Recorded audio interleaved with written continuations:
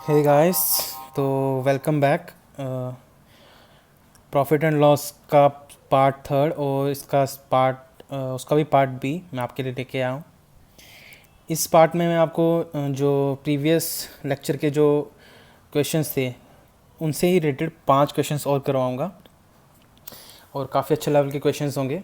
बिना time waste किए अब शुरू करते हैं। पहला क्वेश्चन है इसमें, A shopkeeper marks his goods 40% above cost price and gives 25% discount to customer. At the time of selling the goods, he uses 800 grams weight instead of 1 kg. Find his profit percent. इस question में आपको वही है, same चीज़ करनी है, repetitive है। समझ आ गई है? आप इमीडिएटली आप क्या लिखेंगे? 7/5 इंटू डिस्काउंट मतलब 3/4 इंटू 1000/800 इक्वल्स टू SP/CP।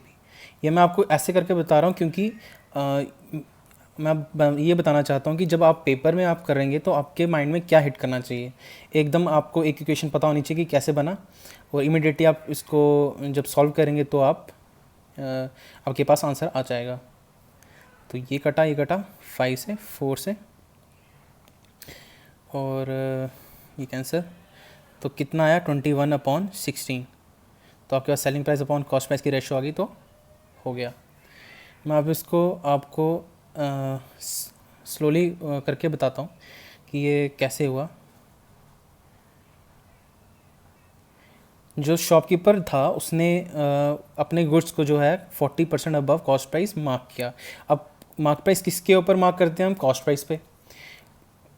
तो कॉस्ट प्राइस नीचे, मार्क प्राइस ऊपर। अब मैं फिर से एक बेसिक करके बता रहा हूँ आपको कि 40% होगा तो मार्क प्राइस 40% है अबव कॉस्ट प्राइस, यानी कि सपोज कॉस्ट प्राइस 100 है तो मार्क प्राइस 140 हो जाएगा। तो जिसकी रेशो फाइनली बन गई 7/5।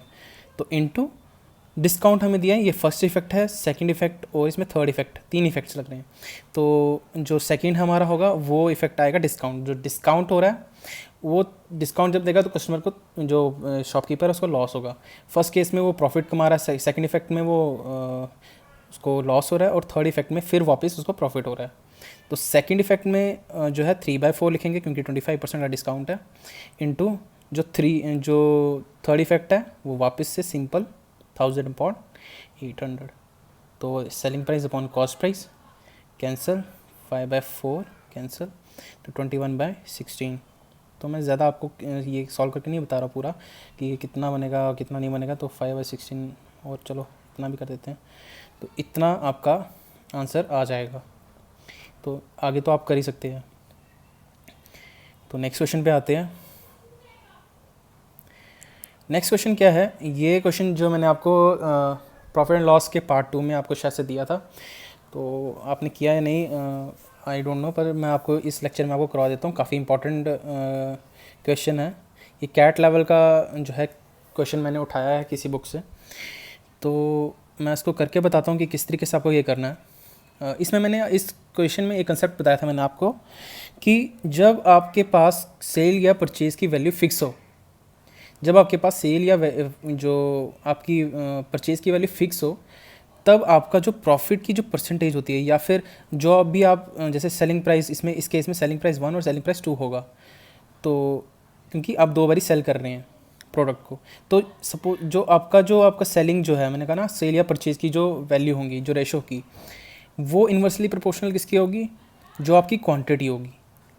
तब जब आपकी जो कॉस्ट प्राइस है, मतलब कि सेल या परचेज़ की जो वैल्यू है सेम है, मतलब कि आप एक ही रुपए में 12 आप सेब बेच रहे हैं और एक ही रुपए में आप 8 सेब बेच रहे हैं, तो वो मतलब है कि आपका जो सेल या परचेज़ की वैल्यू फिक्स है, बट आपके नंबर ऑफ जो क्वांटिटी है वो आपकी वेरी कर रही है। तो जो आपकी जो रेशो है वो कैसे, 20% लॉस का मतलब क्या हुआ? तो 20% लॉस का मतलब हुआ आपकी, इसको मैं रब कर देता हूँ,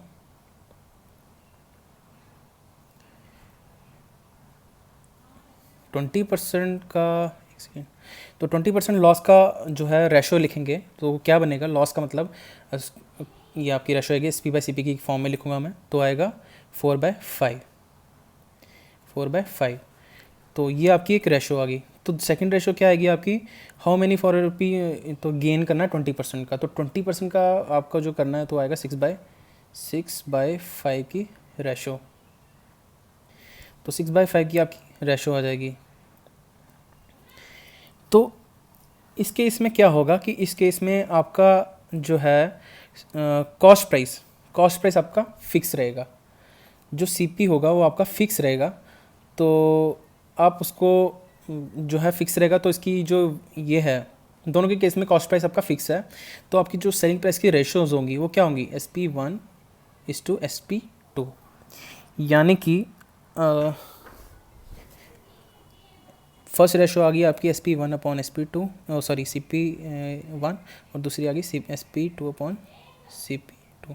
बट आपका जो कॉस्ट प्राइस होगा वो फिक्स रहेगा, तो ये जो रेशो होगी वो फिक्स रहेगी। तो ये भी 5, ये भी 5। तो जो SP1 जो आप पहले टाइम में जो आप बेच रहे हैं, जिस सेलिंग प्राइस पे आप बेच रहे हैं, और SP2 जिस सेलिंग प्राइस, ये SP1 और SP2 जिस सेलिंग प्राइस पे आप फर्स्ट टाइम बेच रहे थे, और SP2 जिस सेलिंग प्राइस पे आप सेकंड टाइम बेच रहे हैं, तो आपकी रेशो क्या बन जाएगी, SP1:SP2 बन जाएगी 2:3। तो जब मैंने आपको कहा कि आपकी जब सेल परचेज की वैल्यू फिक्स है, तो उस टाइम पे आपको क्वांटिटी की जो रेशो होगी वो इन्वर्सली प्रोपोर्शनल हो जाएगी, वो आ जाएगी 3:2। तो इसको मैं फेयरली लिख देता हूँ थोड़ा सा।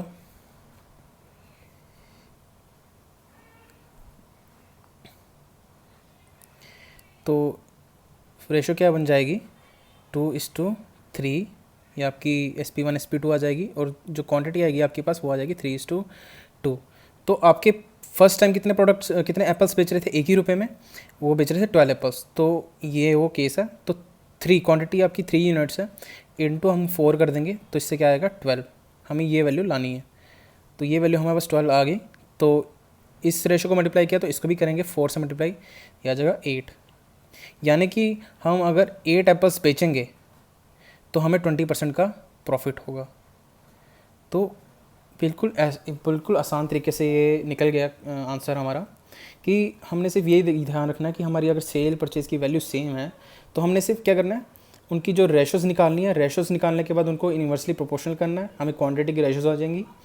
तो हमें जो रेशो हमें गिवन होगी, हमें जो नंबर ऑफ़ एप्पल्स गिवन होंगी, उनसे मल्टीप्लाई करना है, ताकि हमें एक वैल्यू से मल्टीप्लाई करेंगे ताकि हम उस नंबर तक पहुँचें। जैसे यहाँ पर 12 आया, उसके बाद हम उसको भी साथ वाली क्वेश्चन रेशो को भी मल्टीप्लाई करेंगे, तो हमारे पास आंसर आ जाएगा। आई होप कि आपको ये क्वेश्चन समझ आएगा। ये कैट लेवल का थोड़ा क्वेश्चन है, ज़्यादा डिफ़िकल्ट नहीं है, बट समझने वाली इसमें थोड़ा कंसेप्ट था, तो इसलिए मैं आपके लिए लेके आया था ये। तो नेक्स्ट क्वेश्चन करते हैं।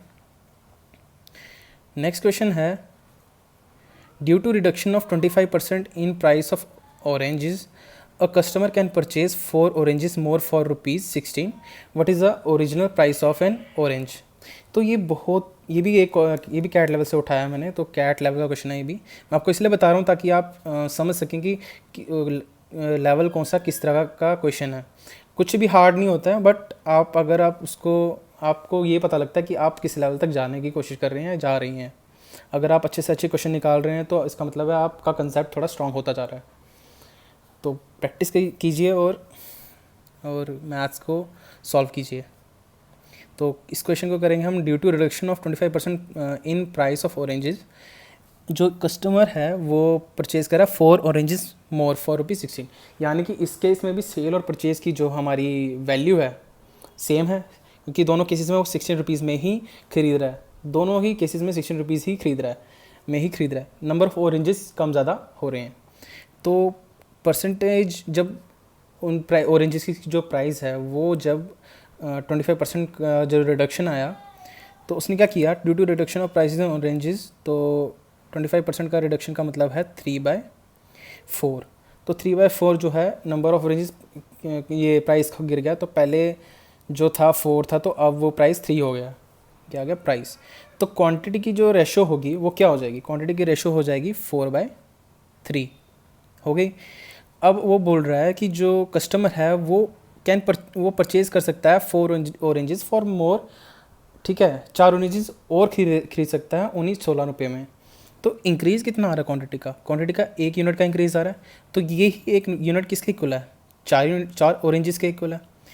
तो इसका मतलब है हम ये निकाल सकते हैं कि पहले कितने ऑरेंजेस लिए थे और अब कितने ऑरेंजेस लिए हैं, सेम 16 रुपये में। तो जो नए ऑरेंजेस होंगे वो होंगे 4 × 4 16, यानी कि यहीं पे लिख देता हूँ 4 16, और ये आ जाएगा × 4, ये आ जाएगा 12। तो पहले उसने ऑरेंजेस लिए थे 12, तो पूछा गया what is original price of N orange. Original पूछा है तो पहले ऑरेंजेस लिए थे 12, और प्राइस कितने, पहले ऑरेंजेस लिए थे 12, तो 16 रुपये के टोटल ऑरेंजेस थे 12। तो एक ऑरेंज कितने का हो जाएगा, इनको डिवाइड काटेंगे तो आ जाएगा 4/3, मतलब 1.33 इसका आंसर आ जाएगा। तो देखा कितना बेसिक क्वेश्चन है, ये सेम वही चीज़ है, बट इसमें कंसेप्ट है। कंसेप्ट ये है कि सेल और परचेज की वैल्यू सेम होगी, जो प्रॉफिट जो आपको परसेंटेज दी है उसको इन्वर्सली प्रोपोर्शनल करना है क्वांटिटी के, और जो वैल्यू गिवन होगी उससे अरेंज करना है, तो आपका आंसर आ जाएगा। आई होप ये क्वेश्चन भी आपको समझ आ गया होगा। तो नेक्स्ट क्वेश्चन पे आते हैं। जो नेक्स्ट क्वेश्चन है उसमें कह रहा है कि अ ट्रेडर तो ये भी कैट लेवल का ही है, इसको मैं लिख देता हूँ ऐसे। तो सॉल्व करते हैं। A trader marks his goods such that he can make 32% profit after giving 12% discount, और however a customer avail 20% discount instead of 20%। तो क्या निकालना है, profit percentage of trader, new profit percentage of trader. तो इस question में क्या हो रहा है कि जो ट्रेडर है वो 32% जो है मार्क कर रहा है अपने गुड को, मतलब कि can make 32 marks is good such that he can make 32% profit, और गिवन गया है 32 मतलब आफ्टर गिविंग 12% का डिस्काउंट। 32% का प्रॉफिट जो है हमें जब गिवन है तो हमारे पास क्या रेशो होगी, SP/CP, यानी कि 132/100। सिंपल सी रेशो बना देंगे। 12% का डिस्काउंट है, सिंपल सी रेशो हमारे पास वापस आ गई। क्या आएगी, SP/MP। वो किसके इक्वल है, वो आ जाएगी 88/100। इतना तो पता होगा कि किस तरीके से ये मैंने निकाला। ये वाला ये रेशो ये वाली है, और ये वाली है। तो इसके बाद हम क्या करेंगे, मैंने आपको बताया था कि जब भी आपकी रेशोज़ आपको मिल रही हैं, आपने ये नोटिस करना है कि क्या आपको कौन सी रेशो की ज़रूरत है और कोई रेशो कट रही है या नहीं। तो इसमें आपको दिख रहा होगा कुछ ना कुछ तो कट रहा है, जैसे कि सेलिंग प्राइस कट रहा है, और आपके पास मार्क प्राइस और कॉस्ट प्राइस की रेशो आ रही है। तो अगर आप वो निकालेंगे, कैसे, वो क्या आएगा, mark price upon cost price अगर आप निकालेंगे तो वो आएगा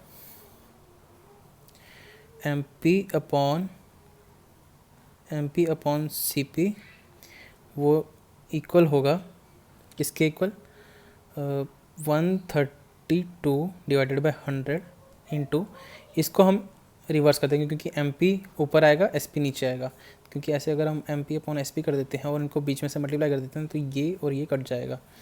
तो रेशो क्या बन जाएगी, MP/CP। तो MP/CP लिखेंगे 132/100 इंटू 100 ऊपर जाएगा अपॉन 88, ये कैंसिल, तो ये भी कैंसिल हो जाएगा। ये जाएगा 11 से जा रहा है, 8 से, ये 12 से, ये 3, ये 2 से, ये 3 से, तो आ जाएगा 3/2। तो 3/2 आ गया आपके पास। ये आ गया रेशो आपके पास mark price upon cost price की। अब वो बोल रहा है हाउ एवर कस्टमर ने अवेल किया है 20% का डिस्काउंट इंस्टेड ऑफ 12% का डिस्काउंट, यानी कि अब जो कस्टमर है उसने क्या किया, 20% का डिस्काउंट, यानी कि डिस्काउंट आपके पास ये फिर से डिस्काउंट की रेशो आपके पास आ गई कि वो बोल रहा है कि जो कस्टमर है उसने 20% की जगह 12% का डिस्काउंट ले लिया।